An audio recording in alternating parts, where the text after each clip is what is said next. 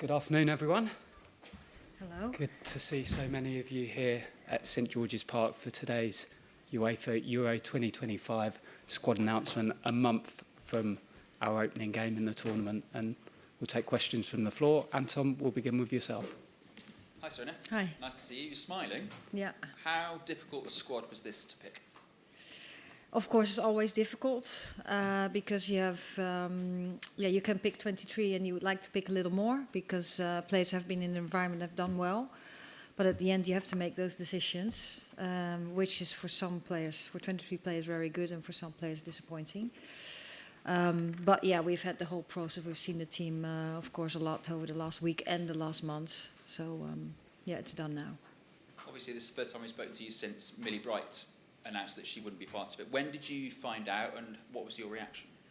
Yeah, of course, the last couple of days I found out. We were in conversations, and yeah, it's sad, it's disappointing. And what I said last week too, of course, it's not nice when you don't feel well physically, mentally, and I just hope she feels well very soon. How difficult has it been? Obviously, you weren't going to take Fran, but obviously you wanted to take Mary. I presume you wanted to take Millie. How much of a loss are those two players, and how difficult is it to replace them? Yeah, of course they've done so much for us, so much for England, England football. Have been playing the tournaments since I've been here. So that's hard to replace. But there's also other players who've done really well, and those players get now the opportunity to step up and to show. So you have to move on too. Lauren James is in the squad. How fit is she, and how much of a risk is it that she's going out? Yeah, it's not a risk. Of course, we have some time. We still have a month. She's training really well at club, and doing. She's at the point where we hoped she would be at this stage, and she keeps progressing. And hopefully, when she comes into camp, she can go into training with us and keep progressing towards the first game on the 5th of July. So that, yeah, we don't see it as a risk. We're just building her.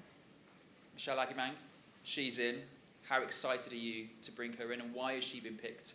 Why? Because obviously you've got 7 forwards in the list. Yeah. That seems like a lot. Yeah, you wanted 10 the other day.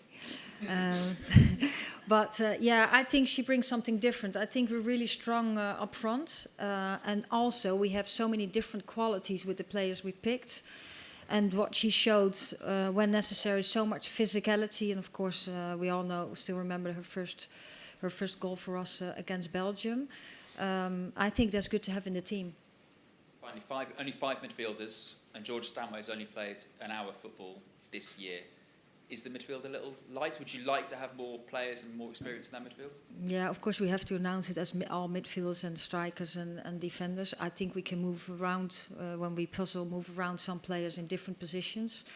So on this paper it looks like we're not so in depth, but I think in the team we are enough in depth in midfield. Thank you. Thanks, Anton. Back to Emma. Thank you. Hi, Sarina. Hi. The hard bit's out of the way. I just want to ask how you are really, because we've been talking about these players, leaving the squad. You've had some really difficult conversations, difficult decisions. So, how are you? Yeah, well, thank you. Yeah, I'm good. Of course, that's part of the job too. That's the main part of the job. Make decisions, who to select, who to play during games, who to sub, and things like that. And yes, those hard conversations are not nice because I know what players do and how hard they work to make the squad. And have also great behaviors from players and supportive to the team. So that's very hard then to give them this very disappointing message. But at the same time, I also had very nice messages to give. So that gives me some more energy too. And now that's done, I can move forward too. And I'm really excited about the team and that the Euros are so close now. You were just talking about Michelle and obviously her being in the squad. Is she a bit of a wild card that you can bring on off the bench? She's quite unknown to a lot of the other teams. Yeah, I think so. And we'll see what she can bring. I've seen that, of course, in training sessions and what she did in Belgium. She brings something different, and I hope she can show that in the summer. Thanks, Sarina. Go to Tom. Thanks. Hi, Sarina. It's a 23-player squad, and this time last year, the men's head coaches were naming 26 player squad. So just wondering how disappointed you are with that, if at all, like that there's that discrepancy between the two competitions. Yeah, you want to have that equal, if we talk about equality, but I'm happy with the 23 players. I think then you can make, like, for every position, you can have 2 players. I think the rule now is that when a goalkeeper gets injured, you have an opportunity to bring in another goalkeeper during the Euros. I would hope that the way forward will change that rule, that if there are injuries and players have to go out, that you have the opportunity to bring in another player. That for me, that would be a very good solution. But I don't have to go with 26 players. You can only start with 11, and if you're not gonna play a full tournament with 11 players and make that. You need the whole squad, but 26 is a lot. Thank you. And could I ask about Millie with her news? Obviously, we wish her well.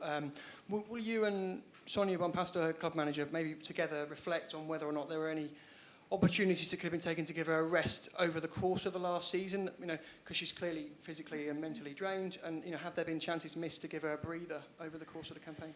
Yeah, of course. But we are in conversations. I think what we all try to do, of course, perform at the highest level. And then recover and do that again. And that's what Chelsea is in. So when you go at the end of the season, you have only big games, and the players want to be involved in those games too. And where you can, you manage some minutes. That's what Sonia has been doing, and that's what we have been doing too.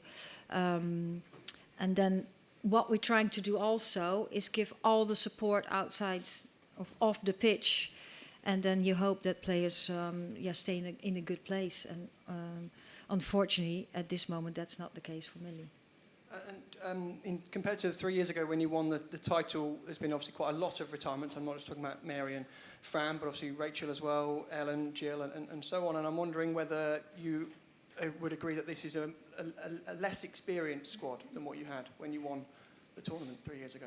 Well, when I came in, the team was very. There were many players, very experienced. But I do think we have enough experience in the team. There's about 16 players who have played a major tournament. Also, with playing at such a high level at club, that you are experienced with having media around, playing for big crowds. So I don't think that's a problem. I think. The experience is enough. The balance with very young. They're not all very young. With players that are coming in and playing their first tournament, they're so eager too. So I think that balance and those dynamics are pretty good in our team. Thanks. Go to Luke. Hi, Sarina. Nice to see you. You've obviously gone into a lot of international tournaments as a manager. Have you ever known one as disruptive and with so much upheaval as this one before? Well, my experience is before major tournament that there's always noise. So we expect noise until we go into the tournament and probably stays. The difference is that in 2017, well, I went to my first tournament as assistant coach 2015, and now just the attention and the visibility of the women's game has increased so much. So it sounds, and that's more noise, but there's just more journalists here and that write and show what we are doing. So that's a lot more. But we just have to deal with it and move on and focus on football. From the outside looking in, there are words like crisis being used and turmoil and, like I've said, upheaval. Like you say, there's a lot of noise. What can you say to reassure us in the media and the public that it is a happy group, that it is a motivated group, and it's a group that's together? Yeah, I think... I think you see parts of it. You're not in our environment all the time, and I can assure you that the training sessions have been really good last week. What you could see at Portugal, I thought it was a very energetic game, and a good game. And you saw all these connections. And I think Spain was 2 halves. So the first half I thought we played really well. Second half we were struggling a little bit, but you couldn't see that. Yeah, I didn't see anything that there was no connections within the team. So, that's for me, like having had conversations, lots of football conversations, also in camp, seeing what happened off pitch and on pitch with the team. I'm really happy where we are right now.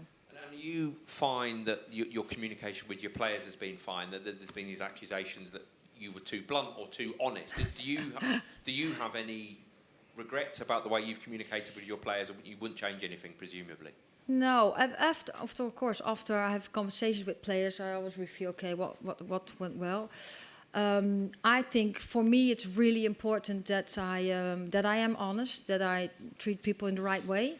And sometimes you have very good news, and sometimes you don't have good news, and I don't go around the bush with that.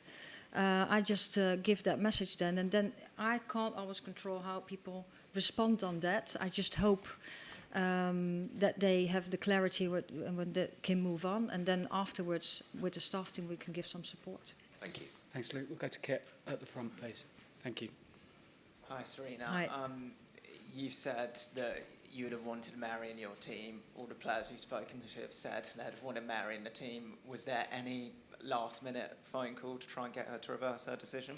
No, that's done now. That was last week, so that's a week and a half ago. We've been speaking about that a lot. Those conversations were finished, and then we went back to business and moved on with the team.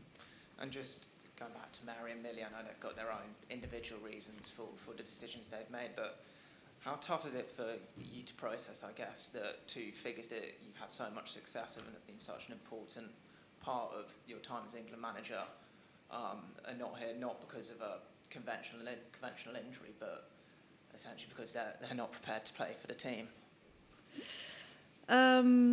Well, there's two different situations here, and it's just sad that they're not in the team. But at the same time, it gives opportunities for other players to be in the team, and they step up. And of course, I will always cherish what we have had. So that's a long period of time. We had such an incredible journey with lots of highs and, of course, a couple of lows too. That's part of football. It's part of life.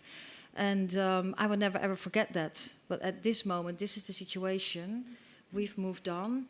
This is the squad now. I'm very happy with my squad moving forward. And I'm really looking forward to the Euros. Thanks.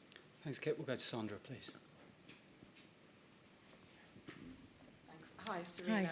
I'm just following on from some of what you were saying there about just the journey you've been on, the differences you've seen as a manager.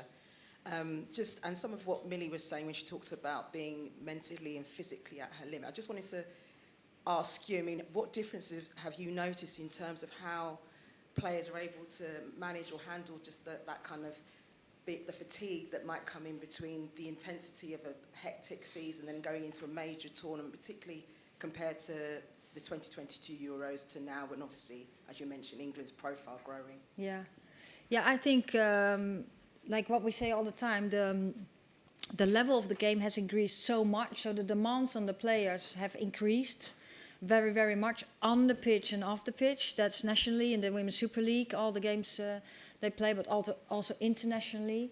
But also with the Nations League started, the international games, the level and the demands on the international games have increased too. Then the attention around and the players are household names now. That's life changing, and that's very exciting. But at the same time, players are not robots. They have to deal with these things too and keeping up. So that's also why we're trying to support as good as possible on and off the pitch, and that's what we do. That's what the clubs do, and hopefully many players stay fit and healthy. And just going back to what you were saying in terms of variety of forwards and of Agyemang being handed her first club to for a major tournament, what could you explain a bit more in terms of the differences you see amongst the forwards that you're taking? I think with the forwards unit, I think we have goal scorers. We have players that are very technical. We have speed. We have players that can play in pockets or play more like in behind. And we have some players that bring a lot of power. That will be hard to choose, but you can make changes in the game or before a game where you can bring different things. I hope that's an answer on your question. That's what you meant with your question, didn't you? Well, it's fine, yeah. Okay. Thanks, Sandra. We'll go to Dom next to you. Thank you. Hi, Sarina. Hi.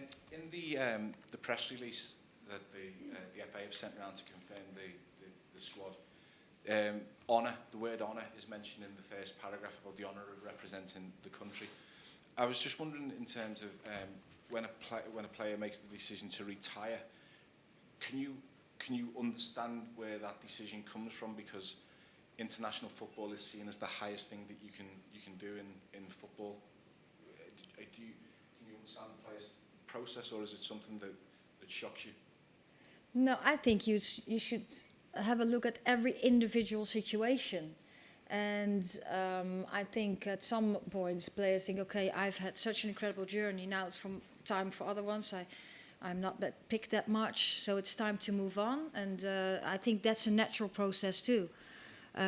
Younger, other players coming in, that also comes through the growth of the game. There's more players coming in at a higher level, and they start to compete. And that's what we hope too, that there's a natural development, a national, how do I say that?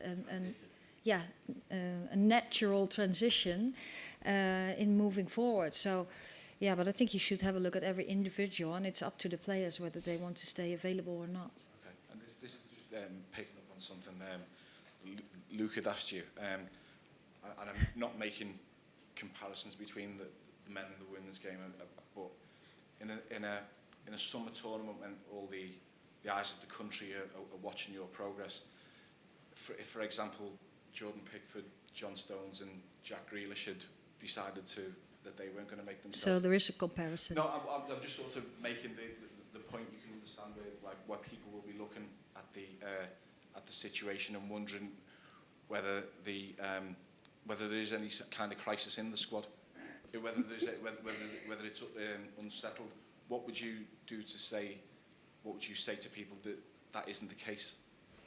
That is not the case. Right. That's what I would say. Well, you can, we know what's happening in the team, and I think there's competition going on in the team, and I hope there's competition going on in the team. And I think that we're going with this 23 to the Euros now, and I feel very comfortable with this team. I'm very happy with the team, and I'm very excited, and I'm looking forward to it. And for me, it doesn't feel as a crisis at all. Thanks, Tom. We'll just go in front to Flo. Thank you. Hi, Sarina. Hi. Just wanted to ask in relation to Millie, if you'd had conversations with her, obviously until she withdrew, about what her role was going to be at this tournament and whether she was going to be part of your starting 11. Mm-hmm. Millie would be part of the squad. And of course, we've had conversations, as I have conversations with players all the time. And I'm not going to tell what the conversations are about. But as I have, it's the same with her, that with other players that I have conversations with. Thank you. Thanks. We'll go to Simon. Thank you. Hi, Sarina. Just on Lauren, is the plan then and the hope that she'll be... Lauren James. Lauren James, is the hope that she'll be fit for that first game of the tournament? Yeah, I hope she will be available for that first game in the tournament. I don't know for how many minutes yet. We need to see that. We still have that month. And she will be... she's building herself, and we're supporting in that. And we have that one friendly still against Jamaica, and I hope she will make that one too. And just on the sort of leadership group, I know in the past, obviously, Mary and Millie are both people who've captained the team. Is that changing now for this tournament, and who do you see sort of supporting Leah in that role of being the sort of leaders in the 23? Yeah, we haven't had those conversations yet over the last year. That was we were in conversations like the leadership group with Kira, Lucy, Millie, and Leah. So that's something we are going to discuss when we come into camp. Thanks. We'll go to Tom.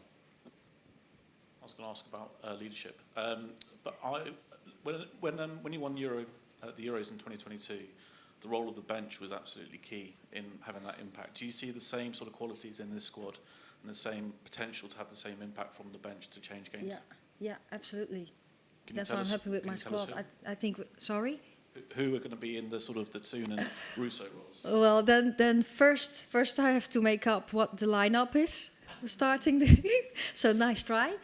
But I don't know yet who the starting 11 are, and then that will also develop over the tournament. Like in 22, I think you thought that I had all prepared that before the tournament, but things develop over the tournaments, and then you make decisions, and then it's okay, who comes out to that game? What have we seen, and what do we need in the next game? So you can't prepare. I try to prepare as much as possible, but you can't prepare everything. And I think, yeah, you stopped on leadership too. It's not always the leaders that you are visible. We've had many leaders that lead from in a different way, not very visible, but they have a huge impact on the team too. At the World Cup, I think it was the China game where you went to 3 at the back, which was a bit of a surprise. Have you got any surprises in store for Switzerland? Yeah, that's a good question. I don't know yet if we have these surprises. Like before the World Cup, we had the conversation in April about okay, what scenario could we have, and then we decided not to do. But in the tournament, we felt we had to do something different because if we kept doing the same thing, we kept having the same problems. We thought so. That's why we changed. So that's again, we tried to prepare as much as possible in scenarios and what can we expect in the games or off the pitch. But then in the moment you have to make the decisions and see what's needed. What do you think, what I with the staff think is needed to win the next game? Thanks, Tom. We'll go across to Molly. Thanks. Hi, Sarina. Hi. You talked earlier about kind of not beating around the bush when you have those conversations with players. Do you feel as though it's always better to get that out the way and maybe have a little bit more external noise now, and then the theory being that during the tournament, when you're in the games, there's less of that? Yeah, you can't prevent the noise now because you're going to make decisions. So there will be noise. And I also can't control everything in what noise will come in the tournament.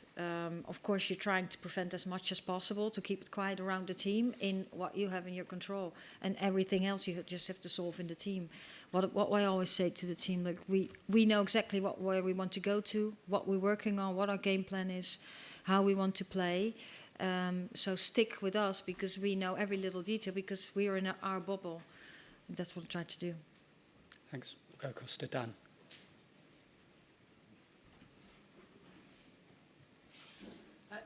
Sarina, just a quick one on Hannah Hampton. What a huge tournament this is going to be for her. How impressed have you been with her resilience in life and her determination to be the number one wherever she has gone? Yeah, I think she has worked very hard. Of course, she had a journey with us and had some setbacks and coming back. And I think she's a very impressive goalkeeper. She knows now where she stands. And I hope she is, she's going to show in the Euros and looking forward to that. And I think, of course, we have 2 other talented goalkeepers in our squad that make that goalkeeper team the 3. Sarina, last time we were here building up to the Euros, it was obviously a very different feel. You just joined, it was a home tournament. How behind the scenes is this one compared for you within the team in terms of how confident you feel going into it? Before every tournament, things are different. The team is changing, the game is changing, the location of the tournament is different. And to be honest, before every tournament, you have your doubts. I think that's completely normal because you know, if we all knew what was going to happen, then it would be very boring too. So what you just try to do is be as prepared as possible, have gone through all the scenarios and make sure that the players are fit and fresh to go, but myself too. And then you just go and you're going to work as hard as possible to make things happen. Thanks. Any final questions from the floor? Tom, we'll finish with you then. Thank you. Please, could I just ask a little bit about the standby selections? And I'm particularly wondering, with Missy Cairns having been in the team on Tuesday, how was that conversation? How was? Yeah, of course, that was hard. That was really hard. I think we were happy with her performances coming in, and as you've seen too, I was really happy with the squad. But we also still had to manage some players in load building towards the Euros. So she got the opportunity to play, and then finalize the puzzle after that game, we came to this squad. And it's not an out-and-out striker amongst the standby. Are you happy with that the forwards you've got, if you lose any, that you're okay in that position? Like now we train with some more players. I picked these players to train also because we have one more forward in the squad, and the American players are still in the competition. So the first week of training they won't be there. Thank you. Thanks. We've asked you a lot. Sorry, it's me again. Yeah. We've asked you a lot about players who aren't going to be Yeah, here. I was going to. Where are the questions about the But players who I'm are going in? to say, do you want to get to the stage now where we are just talking about the 23 players, who have been selected for this squad, and not talking about players who aren't here? I would appreciate that, but it's up to you. I'll give answers. Okay, thank you. Great. On that note, we'll end here. Thanks, everyone. Thank you. Thanks for joining us. See you soon.